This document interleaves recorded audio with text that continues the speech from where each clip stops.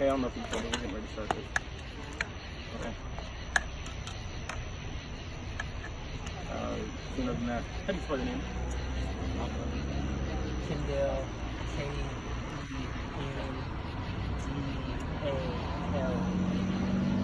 Adams, A-S.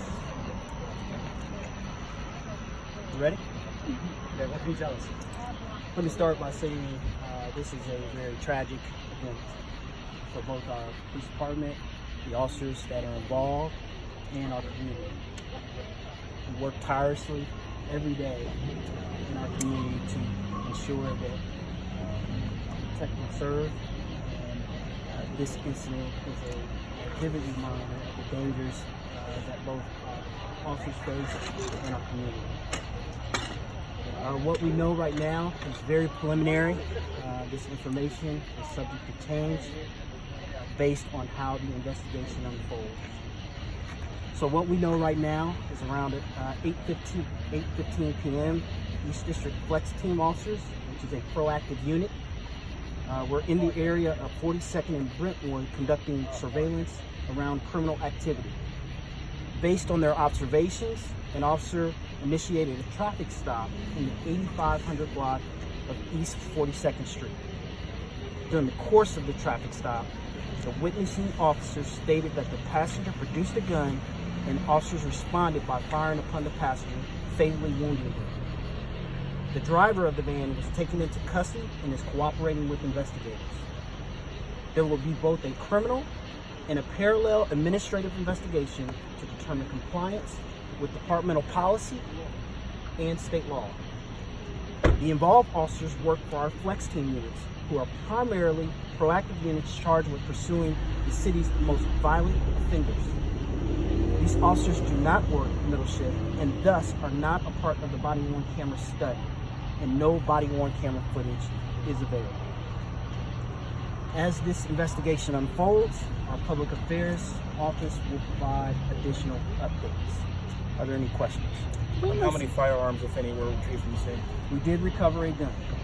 When was the last officer We did involved? recover a gun. When was the last officer involved shooting you guys worked? That's a good question. I don't know that off the top of my head. What was the sex of the deceased suspect? It's a male. Again, how many people did you say were in the vehicle? There were two. How many shots do you believe were fired? Don't know. It's too early in the investigation to know that right now. Were there any shots fired at officers? It's too early in the investigation, not that I'm aware of. Was only one person in the vehicle hit? Yes. The driver, as I indicated earlier, is cooperating with investigators. And the driver's a male? Yes. Okay. Two people in the car? Yes. And the driver, like you said, is fine, didn't get any sort of hits, nothing in the No, process? he was not injured and was cooperating with the investigation. What can you say about that with, like, you guys used your guns in this situation, but the driver is okay and cooperating now. What can you say about that outcome when you guys are forced to use a gun? Well, obviously when officers are forced to use deadly force, their life or the life of another person is in imminent danger. And so officers use force only if the force against them is of a deadly consequence. So in this particular instance, officers used deadly force on the individual that the force was potentially going to be deadly against them or a third person, and the driver cooperated and was taken into custody without further incident. Can you speak to how quick that decision has to be made for you guys? Yeah, as I mentioned in my earlier statement, officers have to make these decisions very quickly. These are very rapidly evolving incidences, and that's why we have both a parallel administrative and criminal investigation to ensure that departmental policy is followed. But it speaks to the rapid nature and violent nature of these particular incidents that officers have to face. I just want to be clear. I want to be clear on this. That's what people are going to want to know. So right now, it does not sound like anyone from inside that vehicle fired at officers. Is that what the investigation's leading us to believe right now? That's correct. I would highlight that that doesn't necessarily dictate whether an officer can use force or not.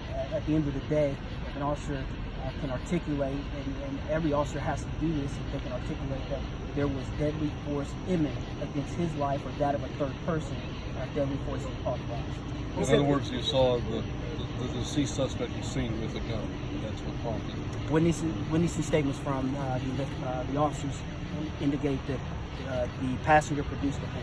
Can you speak any more to what they witnessed as far as in their surveillance No. that led them to? Yeah, not at this time. That's something that, as those veteran reporters know, this takes a while. We don't get all the statements right away, so we have to let our investigators do the due diligence and get the information that they need before we can provide any additional information on that. And what's the protocol in terms of what happens with the officers now? Sure.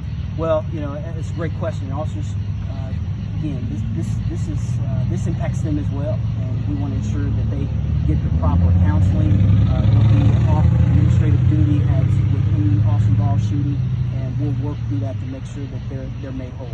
You said that these officers are part of a specific group that targets very violent criminals. Did they know the person they were going after during this stop? Or is this just completely went down? All I have is what I have. And you said multiple officers will be placed on leave as the investigation continues? There are 2 officers that I know of. I don't know of the others. Do you know how many officers fired shots? I don't. It's too early investigation. Thank you, guys. We'll With the victim from be able to update you as we can. We don't have the information. What's your range?